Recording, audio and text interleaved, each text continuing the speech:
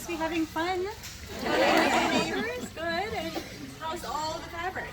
Awesome. See out there, it just goes on and on, and it's always changing. These guys are like the masters of the ever-flowing, wonderful, beautiful fabric. So, good. Well, I'm excited to be here today to talk to you guys. Can you hear okay in the back? No? Okay, I'll try to yell louder. I'm not very loud, but I will try. Is that any better? Yeah. Yeah? Okay.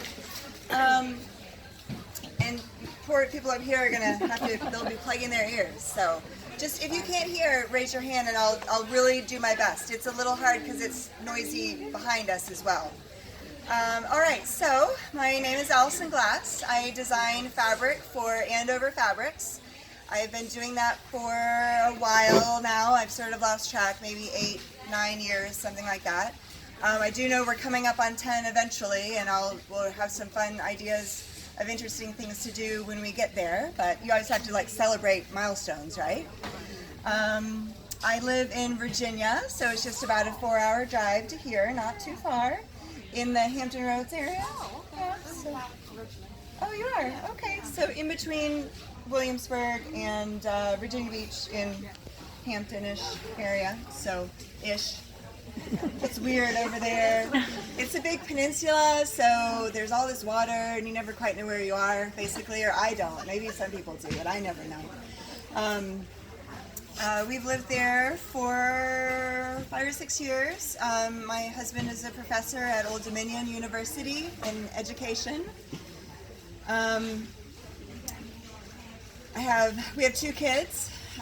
My daughter is a senior in high school this year. She's 17. Weird, right? I know, crazy. So we're just getting to the, what are you going to do after college stuff. And then our son is going to be a sophomore in high school. So very busy on the home front with all of their things that they have going on. They are nice kids, thankfully, so I'm mostly sad that they're getting so old and they're going to leave, but I'm also glad that they're independent and getting older and going to leave. Hard to decide. Could go either way. No, but it's fun. So that's sort of my personal background. I'd love questions, so if you have questions while I'm talking, please feel free to just jump in and ask or raise your hand. If anybody is really having a hard time hearing, I think it'd be fine to maybe move up. There's a few seats up here, and you can always crunch in the front too. So I'm talking about as loud as I probably can, but I don't want to be frustrating to anyone. So there's that. Okay, so yeah.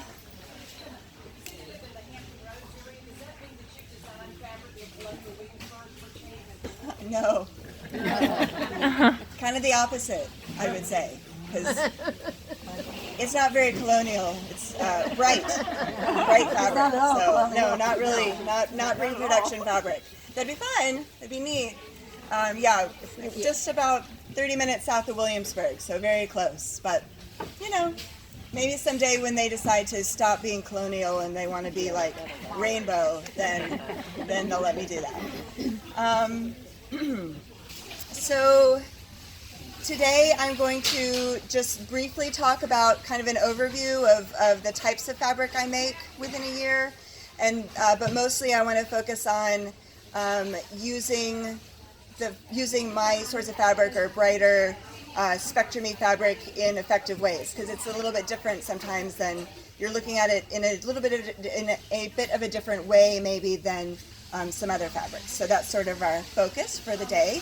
And again, I love questions, so ask anything. If I know that some of you might be on a time frame, if you need to pop out to finish your shopping or because you have to go, don't just do that. Don't worry about me, because sometimes I do go on and on too long. So I'm going to try really hard not to do that. But if you need to move on with your day, please feel free to do so. Okay? Okay. Let's see. Okay, so within any given year, I usually make about 4 different general types of fabric lines. In January of every year, we release a fabric line that's underneath the Sunprint umbrella. It's a blender line. Every January it's 27 new fabrics, 3 designs, but in 9 colors each. So it's a whole spectrum of color, all the way from pinks down to black and whites.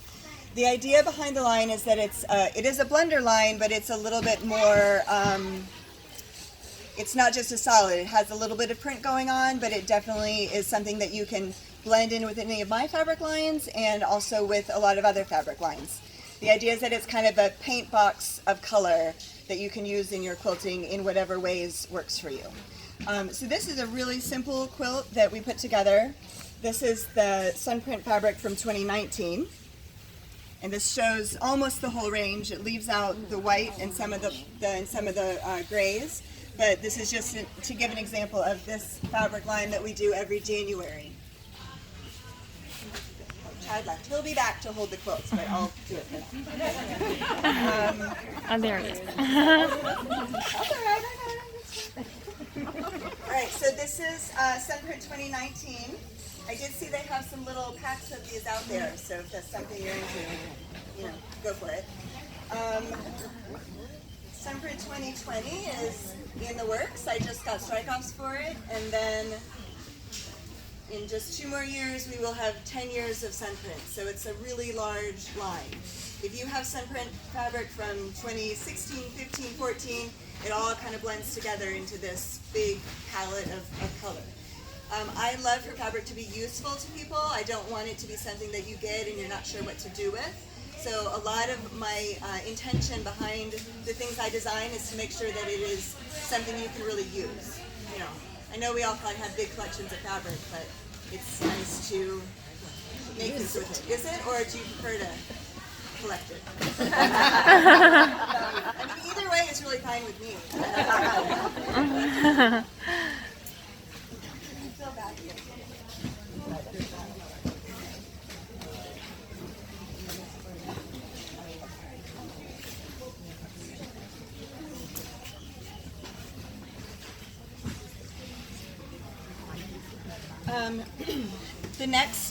The next type of fabric I make every year is what would be considered a regular print line. That's more of a kind of fabric line that you might typically think of. It comes in a range of print sizes, a range of color, maybe not an entire spectrum of color, but a little bit more limited of a group of colors. I usually do about 1 of these a year. There's a lot more designs in these groups, and most of mine tend to be very detailed. This is a really simple quilt that we put together to show this new fabric line that actually is just coming out in September. It's called Handiwork. It is a line based on sewing, so a lot of the motifs have to do with embroidery and quilting, and they're named certain things like that. So we do about 1 of those a year as well. Okay. You want to see the back?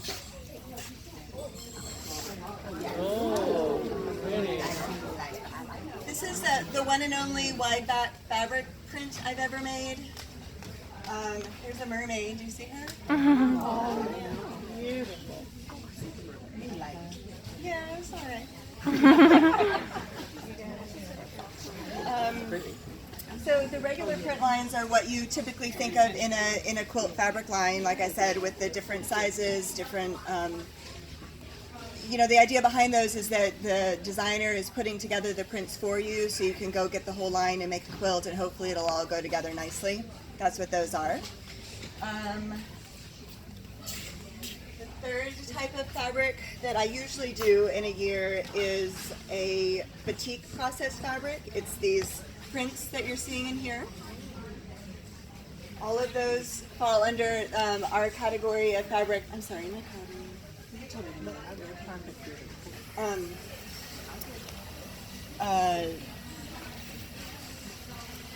I'm sorry. All of that is under the fabric category called handcrafted, which is any of my batik fabrics.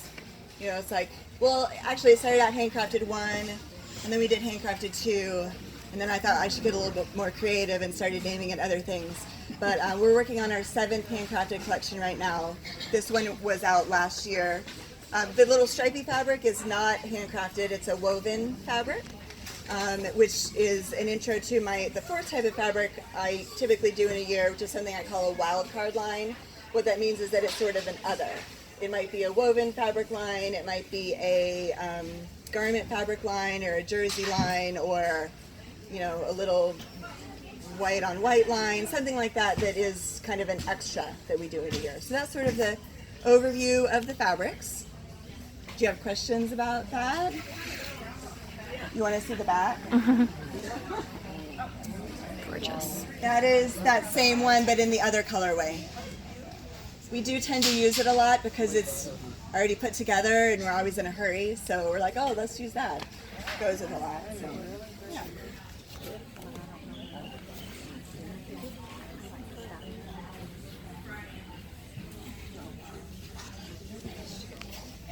So, if you have questions about the process or any of that, please let me know. I'm happy to answer questions that you actually have. Are you an artist background?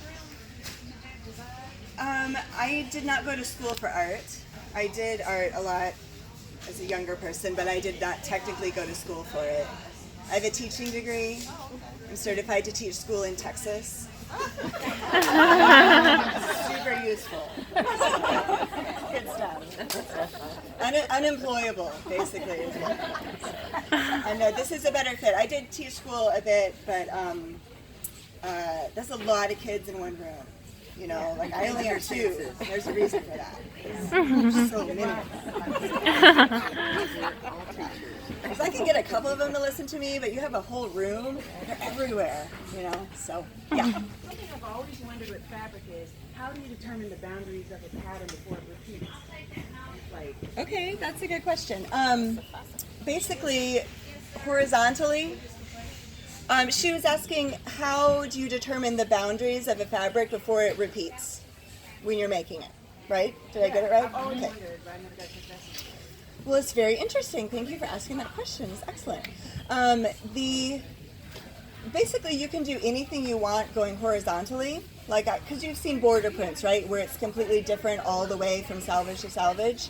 That's because the screen width it just is what it is. When they're making the screens, they're always going to fill the entire screen going horizontally. The vertical distance, am I saying that right? Yeah. The vertical distance is what, obviously, you need to come to a stop at some point and then start a new repeat. The maximum you can do typically, that's not always true, but the typical maximum is 24 inches. Therefore, you want the repeat to be able to fit evenly within 24 inches. So you can do 24 inches, you can do 12 inches, but you can't do 13, 14, 15, 16, any of those in between, because it needs to stop within that 24-inch boundary. So it's kind of why you see a lot of bigger repeats, and then there's much more variation in the smaller repeats, because you can do 1 inch, 2 inch, 3 inch, 4 inch, anything that can fit in 24 you can do. Yeah, boundaries are interesting, aren't they? I like boundaries because I think it forces you to think creatively, like how do I design this so that it does fit within the run. So, okay, see, good questions. That's great. Okay, so I've shown you a few quilts. Probably something I assume you've noticed is that a lot of the colors that I use in the fabrics are very saturated. They are not super subtle. That can be good and that can be bad. You have to know how to work with them, in my opinion, so that it doesn't become overwhelming. I'm sure you've seen quilts sometimes that are all highly saturated color and all jumbled together, and sometimes it's kind of a little bit like, oh, ow, that kind of hurts to look at. You know what I mean? It can be a lot. So with the types of colors that I use, something I'd like you to notice when we're looking at these is that in a lot of cases, even though we're using a lot of the colors, a whole big range, and they're very bright and very saturated, we're pairing it with super subtle background colors a lot in order to both give your eye a place of rest so that it isn't overwhelming, and also to allow those bright colors to kind of shine and be the star within a darker background. Does that make sense? Okay.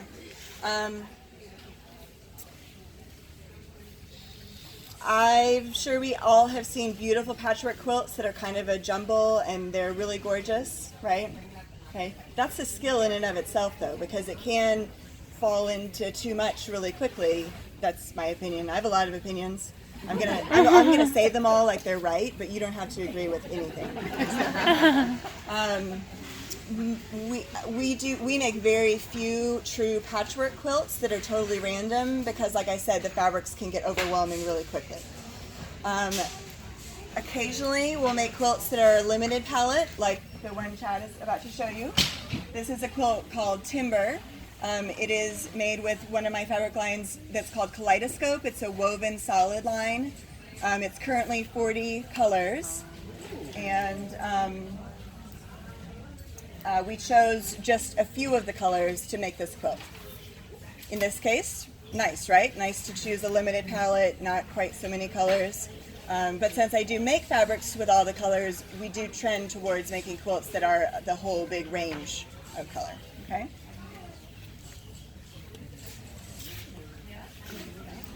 So what I want to talk mainly about today is how to effectively use a whole range of colors and not have it become overwhelming and have it be pleasing to the eye.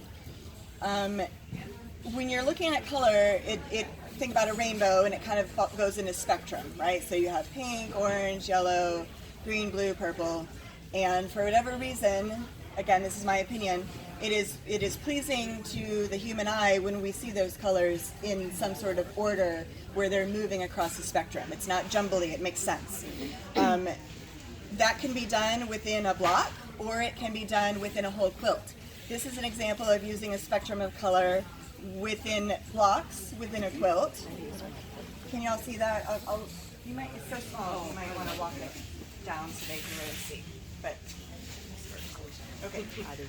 This is a quilt using a series of mini blocks that I publish. I have a pattern company as well, and so we have a bunch of quilt patterns. I don't know how many, 30, 40, I've lost track.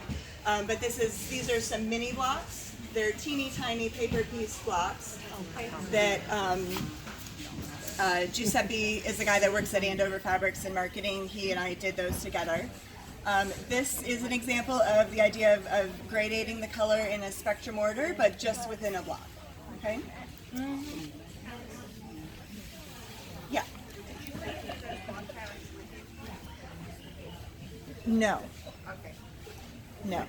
Because of my great disorganization, we did not do that. So, but I'm glad I'm here. I know, just pop back and get it. No, but I think if you come back to the next sale, they'll probably have it at that point. So, yeah. And then it's all on my website as well, and at a bunch of stores. So really, just check around locally or the internet, and you can probably find them somewhere. So, that is the back. Somebody told me they liked that fabric that I was talking to earlier. Yes, you did. Oh, beautiful. You got an ooh and an eye.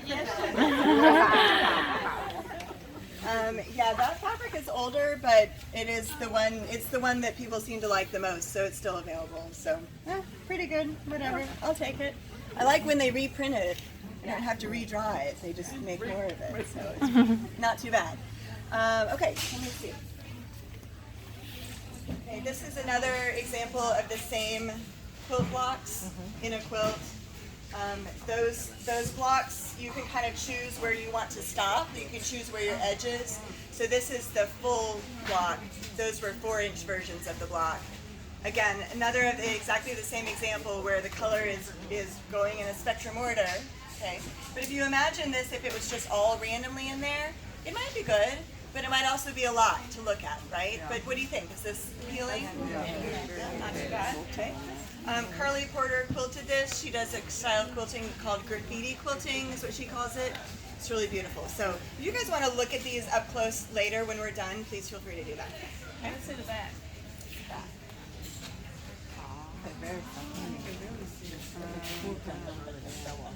Yeah, isn't it amazing? You should leave that out. I know. Yeah. Okay, so we talked about color gradating within a block. This quilt is an example of same idea. The color is gradating, but it's within the whole quilt this time. And again, if this was all random, it would have a very, very different look. Might be a little bit harder to take in. This is a mixture of kaleidoscope that I spoke about before, the woven solids, and a wild card line called Sunprint Light, which is all white backgrounds with different color line work. But it's a really fast quilt to make, and it's a free pattern on the Andover website, so you don't even have to pay for it. Is that back quarter friendly? Oh, the back. The print. For sure. Yes. Yeah, it should be. Looking at it with my eyes and trying to remember what the kit calls for, it should be back quarter. I would very much doubt that. Okay, so in that quilt, if you noticed, the color was gradating, and it was gradating kind of from the top to the bottom in horizontal lines. Okay. This is another example of that same type of color gradation, also going just down in a row, in a column. Also quilted by Carly, not bad. This is a newer quilt pattern of ours called Aura. This is actually the back cover alternative version. I'm going to show you the front cover in just a minute. This is the more simple version of the quilt. And it is pretty simple. It's not that many blocks, and then you just have a bunch of space to quilt. It's called Aura, A-U-R-A.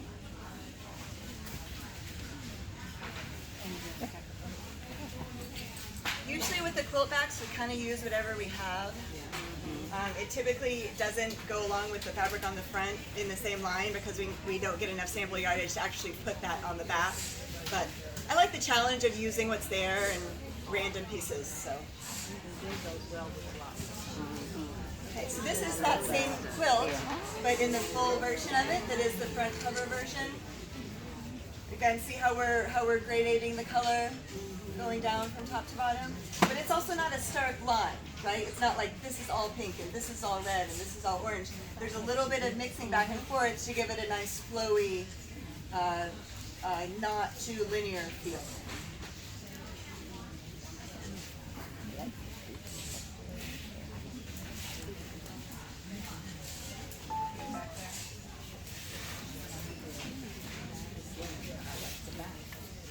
So this next quilt is a fabric called Road Trip, which I know they have some out there.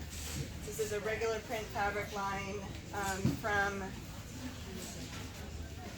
this past fall. This is a very simple quilt pattern of mine called Trace. Super fast to put together. This is also a color gradation, right? But it's a little different. Anybody want to guess? Triangles are different sizes. The triangles are different sizes, that's true. But the color gradation, this time instead of going horizontally, it's kind of moving at a diagonally, right? From one corner down to the next corner. Another effective way to use the idea of a color gradation, but in a kind of a different way. Kaleidoscope is the background. Kaleidoscope is basically the background in almost every quilt that we make. It's nice, it's a little textury.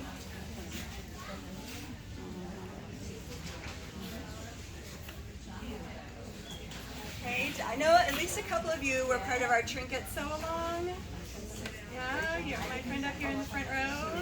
Anybody else? No? Okay, that's fine. I have a pattern called Trinket. I'm about to show you the quilt. It is 40 different foundation paper piece blocks that are all, well, most of them are pretty simple as far as foundation paper piecing goes. The idea behind it is that they're kind of little bits of something like a trinket where it's something that has meaning to you, even though maybe in and of itself it's not, it's just a trinket, right? So kind of the challenge was to make these blocks, enjoy the process, maybe infuse some of your own personal meaning into it as you're making it. We had a ton of people participate in our sew along, and about 450 people actually finished a quilt top, so that was really spectacular. Isn't that amazing? Yeah. This is the cover quilt from the pattern, but then part of the challenge was people could choose to do this layout, or you could choose to do any layout you want actually with the blocks. So it was very interesting to see what people did with the blocks and all the different stuff that came out of that.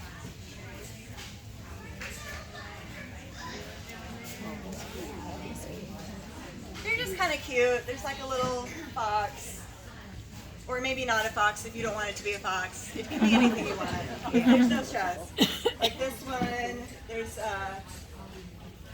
there's one that looks, oh, it's a fish one. I think it's a fish. I intended it to be a fish, but then people were rearranging it and making it look like a carrot, or yeah, this one right here. They were moving it and turning it and making it look like a carrot. It's really neat to see what people were doing. You didn't have to put the blocks together exactly like it was shown. You could change it if you wanted to. So kind of fun. All right, again, this is a diagonal color progression, right? Not super stark, but moving the color across so that it doesn't feel too jumbly.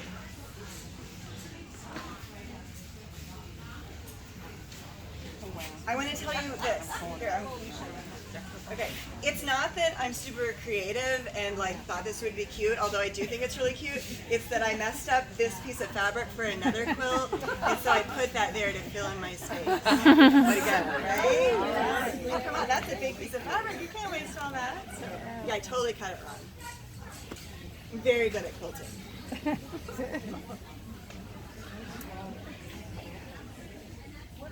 This is an alternate version of the trinket quilt where it is less blocks and the background of the blocks are the same as the background of the quilt, so that it gives it a very sparse feel, kind of like they're almost floating on there. Different, right? What kind of color gradation is this? Diagonal. Experts. Next talk you guys can give. The background. That one is, I think it's iris. It's either sapphire or iris, and I got it mixed up at the beginning, and now I can't remember which one is which. One of them is a darker blue, and that one's the lighter blue. I'm pretty sure it's, I don't know which one it is. It's one of the two. So it's a very gray blue, for sure. Yeah. There's just some grayer grays in the line as well. So it's a good neutral.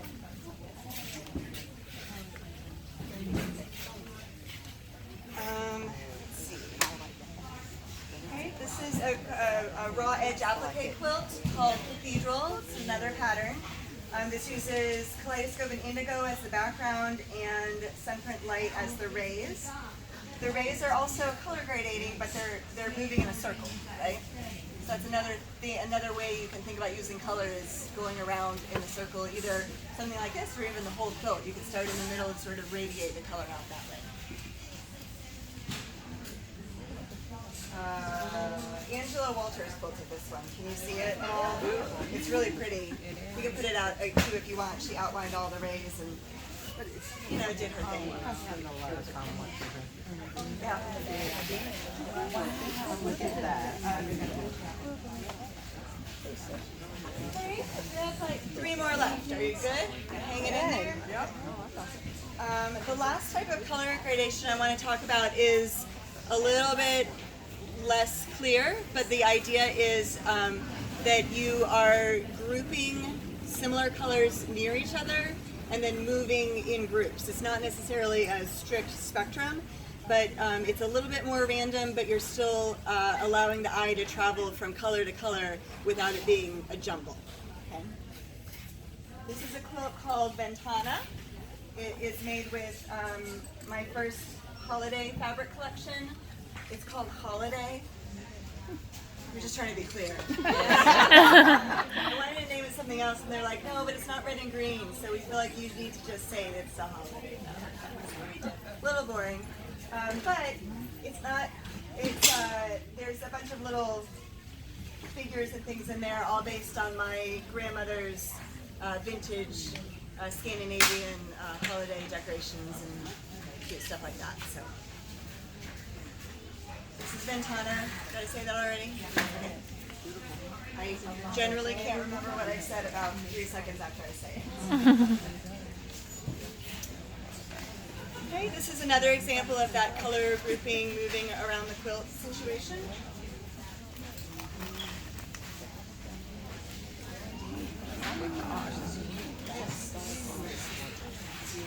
This one's big. This is a quilt pattern called Solstice. It is kind of a starish looking thing. Something I like to point out is that the blocks are actually triangles. The way it's laid out, you think the block is kind of, this kind of big shape, but it's really not. So the way we've done it, it makes it look like this is a group, but you don't have to do that. You could have it be completely, these don't actually have to all be the same color. It could be completely moving across like some of our other quilts. This is kaleidoscope fabric. Yeah? Okay. All right. Kaleidoscope is the name of the fabric line. Yeah. No, the flying geese is that's a batik fabric, part of the handcrafted line. And that is the print. So that's a print. They are not sewn in. Oh, it's the print. Yes, the print. Oh, really?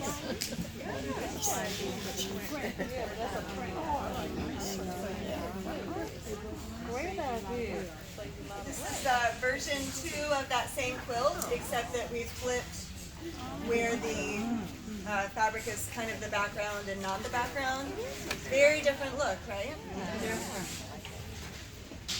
So again, notice how the colors are sort of grouped together and moving across, but not really in a strict order. That's stunning.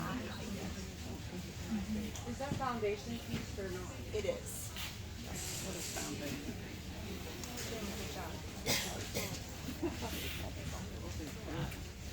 This was definitely using up the end of bolts. Yeah. Can you tell? Let's see. I wanted to mention to you all that I have a new line of paper goods that is out now. And next time you come to the sale here, they'll probably have some of it. So if you want to see any of that in person, I'm going to leave this box up here, but we have lots of cute things. And somebody, oh no, I don't have the thing I'm looking for. Okay, so anyway, we're out of time, so I'm not going to make you look at that. But if you wanted to look at it, it is there. Do you have any questions for me or anything I can answer? Do you ever design your fabric strictly for like seamless? I mean, no, not strictly for, but I do try to be very conscious of size of motifs and sometimes space between motifs so that, you have some options, whether it's for foundation or English fabric piecing or not. Those little people on the holiday line, definitely I wanted people to be able to cut around them and not decapitate anyone. It's so painful, right? You're sitting there, you're like, oh, the bunny, I have to. And then I try, but sometimes you just can't help it. Yeah. The bunnies are what really gets me. Anything else, or are you ready to go shop? Ready to go shop? Okay, great. Well, have fun. I'll be around.